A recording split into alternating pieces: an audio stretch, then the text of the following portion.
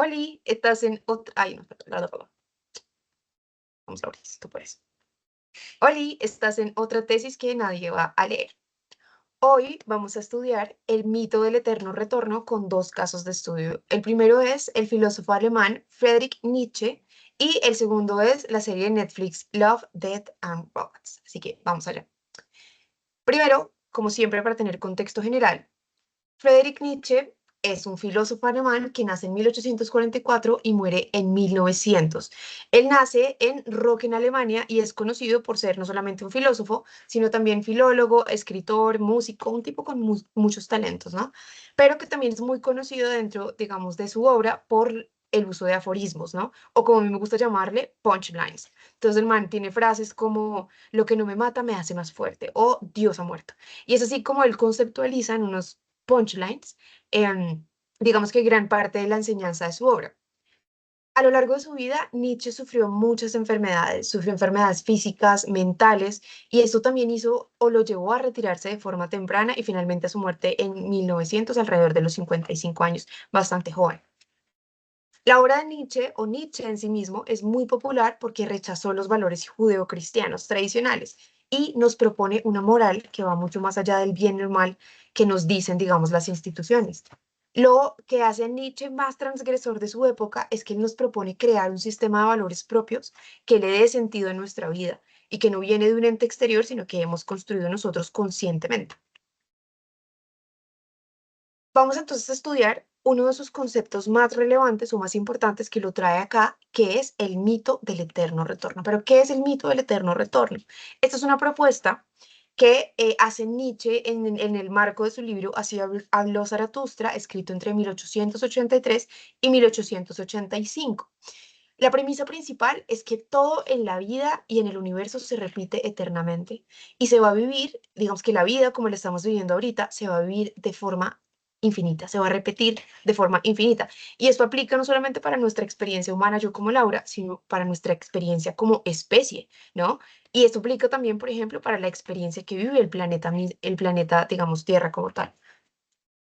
Lo interesante de esto es que Nietzsche recopila o agrupa dos conceptos que, digamos, venían de otros autores antes que él. El primero es Heráclito, el filósofo griego, quien creía que en el universo todo es constante cambio y renovación, ¿no? Está en constante creación y destrucción, y que en ese universo pues todo fluye. Pero esto también él lo junta con las creencias de los estoicos, que pensaban que el universo también se crea y se destruye de forma cíclica como una forma de autorregulamiento, ¿no? Y que esto se repite constantemente.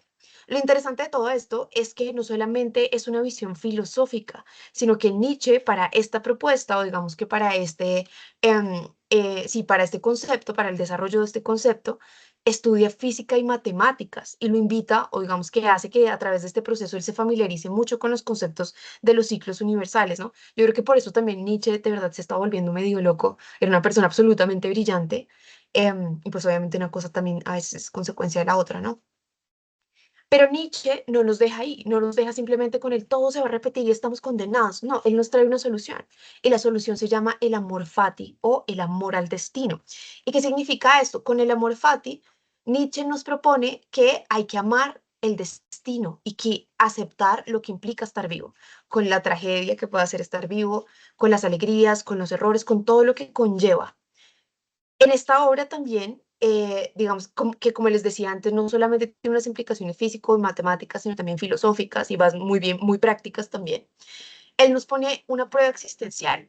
Si nosotros supiéramos que cada acción que nosotros hacemos, que cada experiencia en la vida se va a repetir infinitamente, ¿cómo entonces decidirías vivir? ¿No? ¿Qué de repente tendrías que cambiar o qué podrías cambiar en esta realidad sobre la percepción de esta realidad para dejar de ser una víctima de ella? Nietzsche finalmente, con toda esta propuesta o con todas estas premisas, llega de nuevo a su propuesta de crear un sistema de valores. Si yo siento que estoy víctima de esta realidad que estoy viviendo y que siento que se va o que sé que se va a repetir, ¿cómo yo puedo cambiar mi sistema de valores para cambiar la percepción o las acciones que yo estoy viviendo en esta vida? Porque según Nietzsche, todo es una consecuencia de una acción, ¿no? Toda acción conlleva una reacción, porque recordemos que se para también en principios físicos. Nietzsche dice entonces, Mi fórmula para expresar la grandeza en el hombre es el amor fati o el amor al destino. El no creer que nada sea distinto ni en el pasado, ni en el futuro, ni por toda la eternidad. No solo soportar lo necesario y aún menos disimularlo, porque todo idealismo es mentira frente a lo necesario. Y esto es súper interesante porque Nietzsche nos dice que el idealismo es un enemigo. El idealismo es pensar que todo va a ser mejor en el futuro, que las cosas van a cambiar. Eso hace que no podamos disfrutar en su totalidad lo que estamos viviendo en el ahora, que puede ser el dolor, que puede ser el miedo, que puede ser emociones, entre comillas, negativas. Nietzsche es muy revolucionario con eso porque nos invita a disfrutarlo, a verlo con otros ojos, a abrazar ese destino que puede traernos de nuevo la tragedia o lo bueno o el amor o mil cosas. Pero pues ese destino es la única realidad que existe ahora mismo. Ahora vamos a ver que tiene esto en común con Love, Death and Robots, la serie de Netflix, ¿no? Entonces también contexto, esta serie se lanza el 15 de marzo de 2019 y es una antología o una recopilación de cortos animados donde cada episodio, digamos que tiene una historia diferente, temáticas diferentes, estilos diferentes, tonos diferentes. Todas estas han sido hechas por equipos, digamos, directores diferentes y equipos diferentes. Las temáticas de esta serie giran alrededor de la ciencia ficción, del amor, de la muerte, de la filosofía, de la tecnología y de cómo todo esto tiene un impacto en la humanidad. Lo que me encanta de esta serie, o lo que la hace más a mi modo de ver, es que cada episodio tiene un estilo de animación diferente. Entonces vamos a encontrar desde el 2D tradicional hasta CGI súper realista o hiperrealista. Y esto hace que esto al final se convierta como en un cóctel de técnicas impresionantes de animación y que lo hace divino. De hecho, el capítulo que hoy vamos a estudiar combina, digamos que la técnica de actores reales junto con una animación, ¿no? El capítulo que vamos a estudiar hoy es el capítulo 16 de la temporada número 1 que se llama Edad de Hielo. Este es un episodio de 11 minutos que está inspirado en el relato, en un relato que tiene el mismo nombre de Michael Swanwick, que es un autor pues muy conocido también dentro del contexto de la ciencia ficción. A diferencia de los demás capítulos de la serie, como les contaba, esta es una mezcla de actuación en vivo porque tenemos dos actores principales con animación.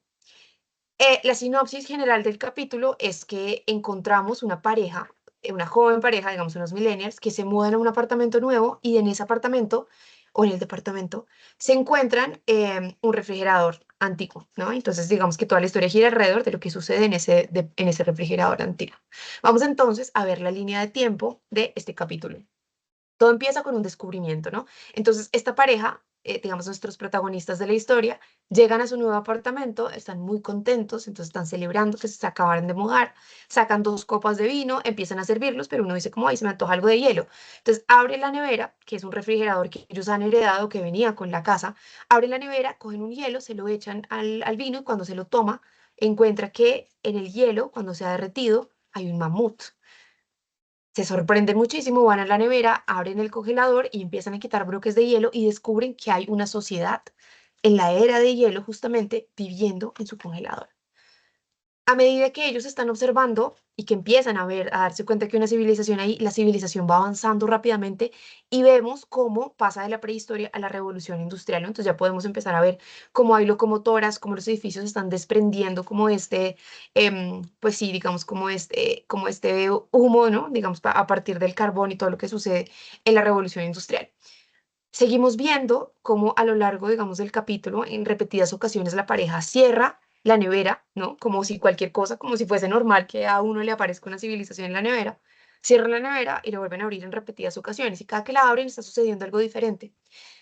En esta ocasión, cuando la abren, la sociedad ya ha avanzado muchísimo y está alcanzando un punto de desarrollo tecnológico súper avanzado, pero es aquí cuando se autodestruyen por una guerra nuclear que además le estalla literalmente en la cara a nuestro protagonista. Ellos tristes piensan que este es el fin y cierran de nuevo la ventana y continúan haciendo sus cosas de trasteo con total normalidad. Unos minutos o unas horas quizás más tarde, abren de nuevo la nevera para darse cuenta que esa sociedad que se había destruido unos minutos o horas antes ha vuelto a renacer, pero ahora es una sociedad futurista, una sociedad ultra tecnológica que, digamos, en la que ya podemos ver como autos voladores, como unas luces así súper, digamos, como futuristas. En todo ese contexto, la sociedad va cada vez más rápido, ¿no? O sea, entonces, esa sociedad que antes veíamos en la era de hielo moviéndose igual rápido, aquí ya van a una velocidad absoluta y llegan a un punto de una velocidad tal que se convierten como en una bola de energía. Wow, that's a lot of bridges. Holy shit.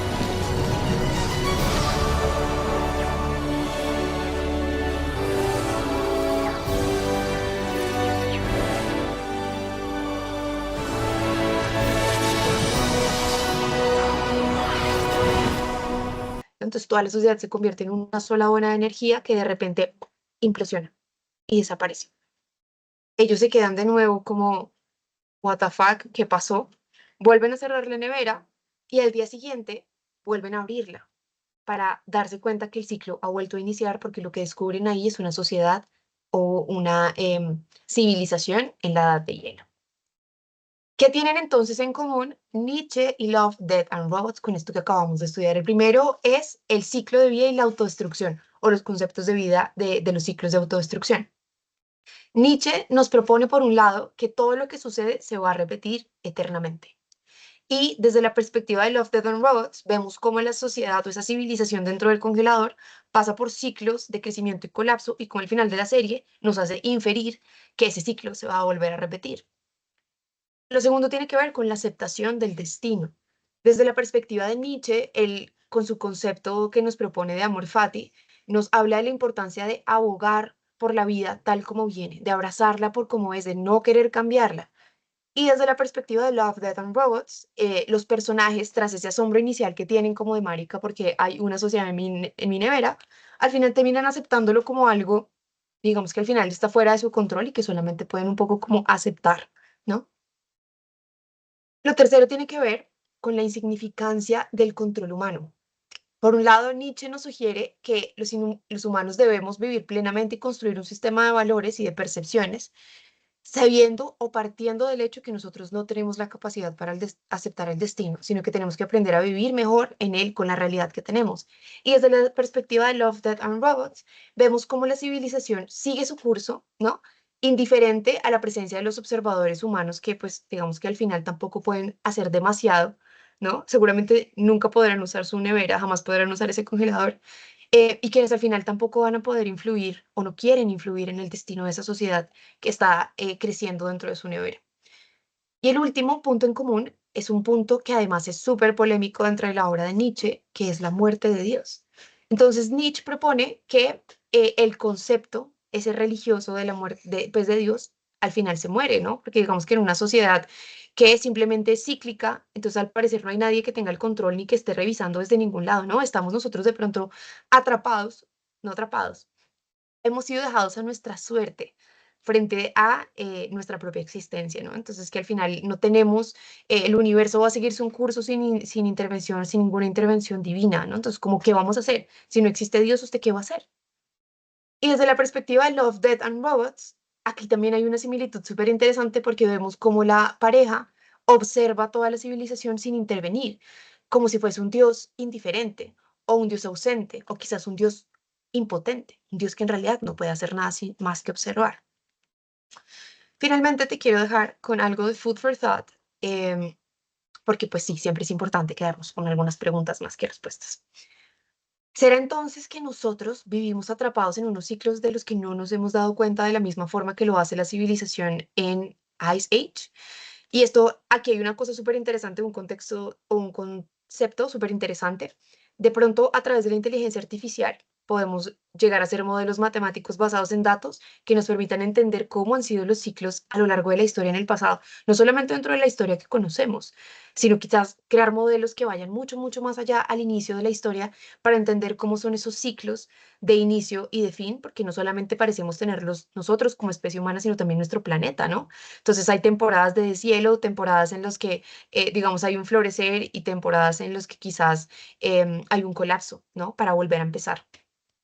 Probablemente la inteligencia artificial nos va a ayudar a crear esos modelos y entenderlo mejor para tratar de entender o proyectar qué será lo que va a suceder en el futuro y en cuánto tiempo, ¿no? Bueno, si no nos autodestruimos antes.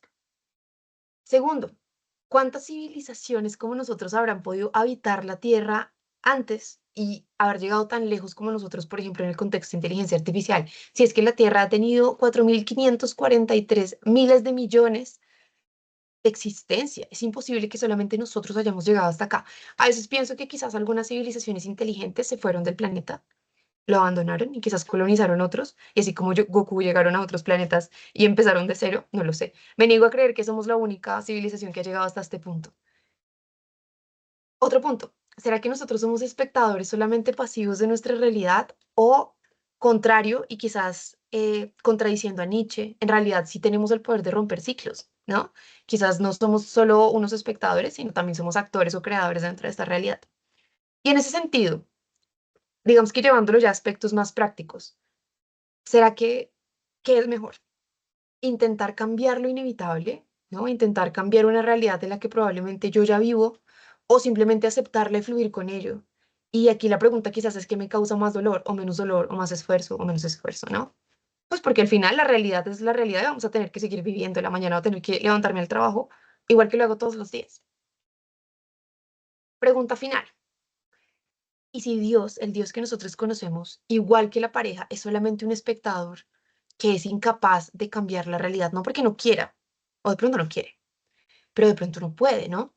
Y eso también acá hay otra pregunta un poquito atada a lo que decía Spinoza. De pronto Dios es la realidad en sí misma y no es solamente un espectador externo, sino Dios es esta experiencia que estamos viviendo, la energía que nos permite movernos, ¿no? Y que nos permite hacer que todo exista, ¿no? Según Spinoza, la energía es la naturaleza, Dios es la naturaleza. Entonces, esto también cambia la percepción de las cosas. Quizás no es ese observador que nos han dicho a lo largo de la historia, un inquisidor que está ahí mirando que nos comportemos bien. Pronto no es. Finalmente, te quiero dejar con algo que vine pensando, digamos que me deja esto como aprendizaje a mí y que también lo ato mucho, digamos, como a otros conceptos que han dado diferentes pensadores en la historia. Y es, quizás el ciclo eterno no es un castigo. Quizás el ciclo eterno es una forma en la que el sistema, llamemos el sistema como todo lo que existe, la naturaleza, Dios, el mundo, nosotros, es una forma en que usa para mejorarse continuamente, para reinventarse en cada repetición. Y en esa repetición, o digamos que en esa reinvención, hay un mejoramiento continuo y quizás este es el proceso evolutivo al que nosotros debiéramos, digamos, no aspirar, porque pues al final seguramente ni llegaremos hasta allá como individuos, ¿no? Como yo, Laura, por ejemplo, pero quizás sí como especie, ¿no? Y como especie que hace parte de un ciclo, no que es ajena a un ciclo, sino que hace parte del todo. Y bueno, ya eso es todo. Te quiero mucho. Bye.